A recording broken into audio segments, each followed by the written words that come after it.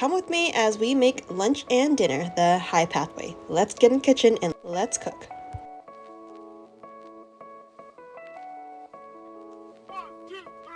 The plan for today's lunch, we are going to be making a chickpea broccoli patty. We're going to be using the soaked chickpeas here. We're going to grind it up, and it's important that you soak your chickpeas because it releases something called lectin, which is a chemical that stops you from absorbing all of the nutrients from your foods, and especially beans, of course. So we're going to mix this. We're going to also be using some cooked broccoli. We'll be cooking the broccoli first, and then mix it all up. We're going to make a patty and then bake them. We started off with some chopping of the vegetables. We have the girls cut up some broccoli and mushrooms, and we are getting prepared. I'm also thinking of making a crispy onion little fritter with some chickpeas and some onions, of course. And I'm going to make it sort of an Indian-inspired flavors. So we're going to try that, and I'm going to deep fry that. Well, not really deep fry, but shallow frying, just to get that crispiness. Let's hope it tastes good. I've never made this before. We're just basically, this is what we do. We cook on a whim. Let's find out how it tastes. Let's saute up our mushrooms. We added some salt. This is our Celtic salt. We use Celtic salt because of all the minerals in there. We're just gonna move the mushrooms off to the side so we can start the broccoli as well at the same time. You can season your broccoli or vegetables however you want. We used onion powder, paprika, and we are just going to saute both of these up. Now it's important that you cook out all the liquid that comes out of the mushrooms as much as possible, just because you don't want soggy mushrooms. You really want like a crisp sear on them as much as you can. Here's our first taste tester, and she approves. Next, we strained our chickpeas. These are just soaked chickpeas. We soaked them overnight, and then we are just going to give them a good rinse before we blitz them up. I have Grace over here putting our bell peppers into the food processor, and we're just going to use that to chop up our peppers, and then we're also going to do that for our broccoli as well. This meal is so simple. Once everything is blitzed up and chopped up in the food processor, we're just going to add it to the peppers, and we're going to also blitz up the chickpeas. Don't forget to scrape the sides often, and this one actually looked like it needed a little bit of water to just kind of hold this together, and this is the final result. You kind of want it a little bit wet, just like this. Now it's time to combine all of these things into one big bowl, and we're going to mix it up. You can also season this however you want to, with salt to taste and whatever other seasonings you would like. Just as a reminder, we have never made this. This is more of an experiment.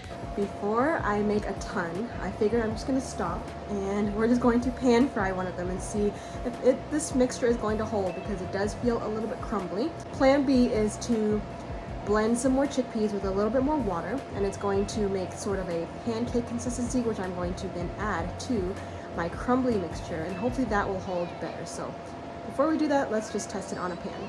In a skillet, we are going to just oil it with a little bit of grapeseed oil, and we are making a small little tester patty. As my plan B, because obviously I think it's a little too crumbly, we're just going to blend about a half a cup of chickpeas, just soaked chickpeas, and some water just to cover the chickpeas. And we're going to blend this up and make it sort of a pancake batter, and we're going to put it into our mix, so that way it holds a little bit better.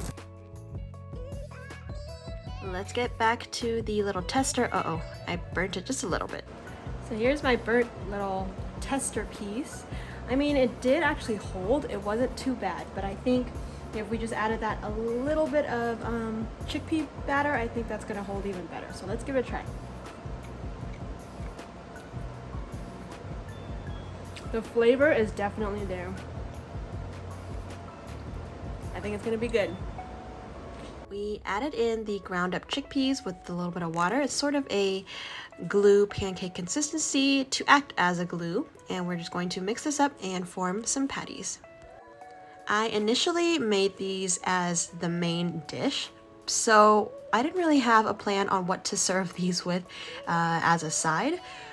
So I'm just going to make some of these patties, and we decided to make sort of a wrap using some lettuce and some cabbage. We are baking these patties at 475 degrees. It's kind of high, but we're going to we want that sort of crispiness, and let's see if that works. We're also going to bake it at around for 30 minutes, and we'll see what happens.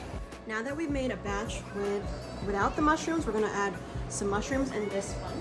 I have here some cooked mushrooms. I'm just going to mix it on in. This is going to add some umami flavor. It's going to be good. We love to experiment in this household. We recently just became plant-based, or really it was almost a year now actually, and we've just been experimenting with a lot of different things that we can cook, and so it's just been fun just experimenting and seeing what we can make with these plant-based foods. I am now just chopping up some onions. We're going to get these prepared for our little Indian chickpea fritter. So I wanted to make it sort of Indian flavored. I used onion powder, yes, on top of onions. We had some cumin. We also used some garam masala, and you can use any type of seasonings you want. We also added a good amount of fennel seeds. We love fennel seeds, and we're just going to mix this up. And now we are going to blitz up our chickpeas. We added a little bit more water this time to make a consistency like this. When I poured this into the onions, I knew right away, okay, I don't think it's gonna work because it's sort of crumbly.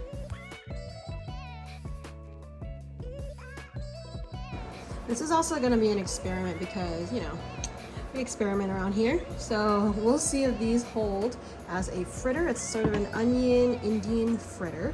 We're gonna put some grapeseed oil in here and we're going to fry it up, and it'll taste good, hopefully.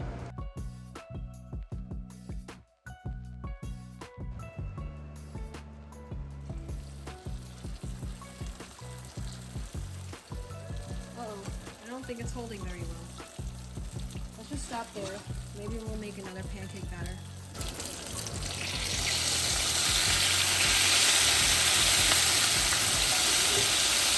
That didn't turn out very well, so we are definitely going to have to add some chickpea batter. So it's going to be my snack. It looks delicious though. I'm sure it's going to taste great. But definitely not what I was going for, that's for sure. So let's get this out, and we're going to add a little bit more of the chickpea batter into this, and then we will fry more batter. Let's see if this works better. What the heck, I'm just gonna add the whole thing. And if I need to, I can add some salt and seasonings and maybe some more onions too. Back to the stove. Let's get some of these. I don't think these are going to be fritters anymore, but they're definitely going to be sort of little onion patties or something. But it's definitely going to hold much better.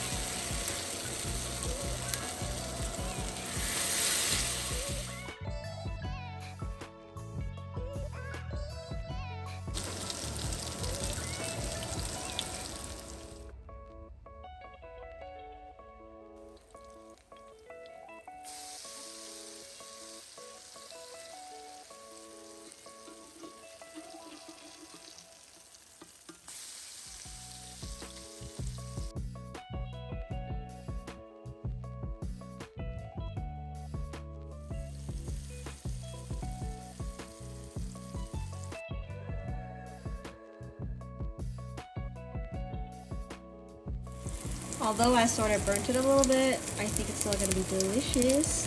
They are sort of like fritters. They're fritter patty type things. I think it's still going to be really good. These are really good.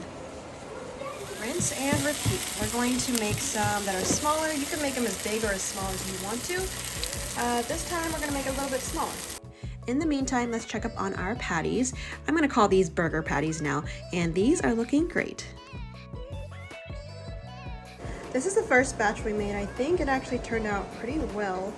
You can feel that it's firm, and it doesn't look like it's going to fall apart, so that is good. Let's plate up these burger patties nice and pretty on a plate. This is the one with mushrooms. I am very excited to eat these ones because I love mushrooms, and they held up just as good. I have our little 4-year-old helper here that is always willing and eager to help. We are just putting these delicious mushroom burger patties on a plate here, and it's gonna be ready to go. Now we're just gonna make a sauce here. We are gonna make a very simple green sauce. We have cilantro, parsley, and we're going to add some spinach in here as well. We are going to add some seasonings, some salt, and blitz it up with some olive oil. This sauce also needed some acidity, so we added some lime juice. I made a plate for Trey. Initially, I was just going to set him up at his office desk, and so I grabbed some patties and some vegetables as a wrap. I really didn't know how to serve this, honestly, and I also gave him some of the sauce. And for the rest of the food, we just plated up and served it up for lunch. The most instinctive plan was to wrap it sort of like a lettuce wrap or like a protein style burger, which it was actually very delicious this way. I love the crunch of the lettuce. We added the sauce into it. We also had a little dipping on the side. It was really great. This is what I was talking about when I had a little dipping sauce on the side and I just dipped my lettuce wrap in there. This sauce was delicious. And of course, Trey always needs extra sauce on his, and he enjoyed it too. Very good. All right, it is dinner time, and we are going to be making something with cabbage. So we're thinking of some caramelized cabbage, caramelized onions, and pasta, some chickpea pasta. We started off with chopping up some cabbage. This is just organic red cabbage. We knew that we had this to use up, and we're just going to saute this with some onions and some grapeseed oil. We also had Israel chop up some broccoli, and initially we were going to bake these and roast them and then make a sauce, but we're just going to add it to our delicious buttery caramelized cabbage. At first, we were going to do some roasted broccoli sauce for the pasta, but I think because of time and because we're just going to it's time to eat anyway. It's getting a little bit late, so we're just going to cook the broccoli into the cabbage, and we're going to pour it over some pasta.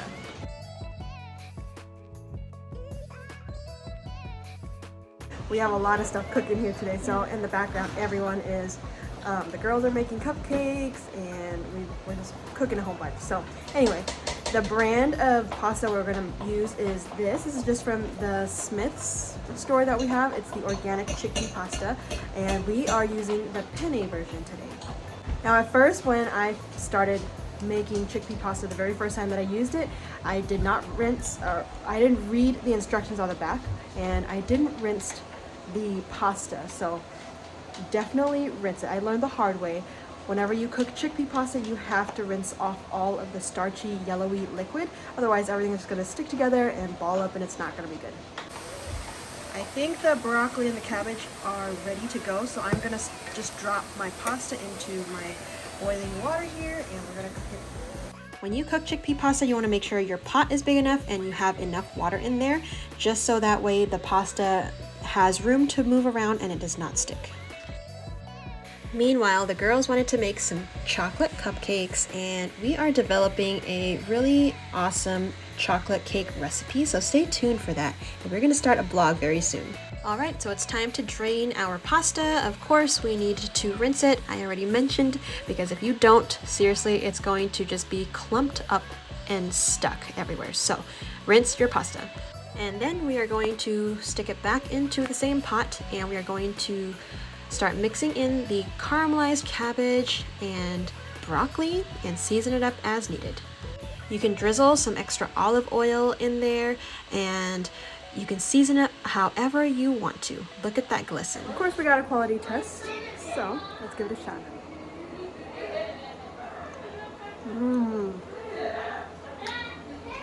Perfect. Ready to go. Voila! This is such an easy, quick weeknight meal. It is delicious. We also have these delicious cupcakes, and Grace made this chocolate sauce all by herself.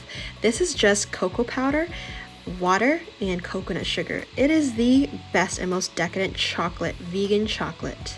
I'm telling you, once we create this recipe and write it on our blog, you will not want to miss out.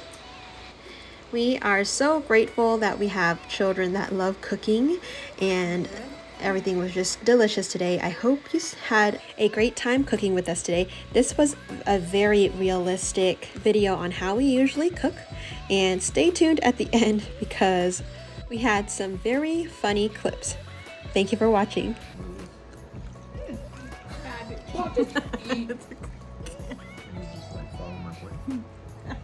Texture, okay?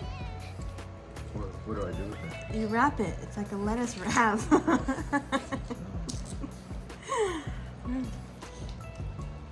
Mine is like a wrap.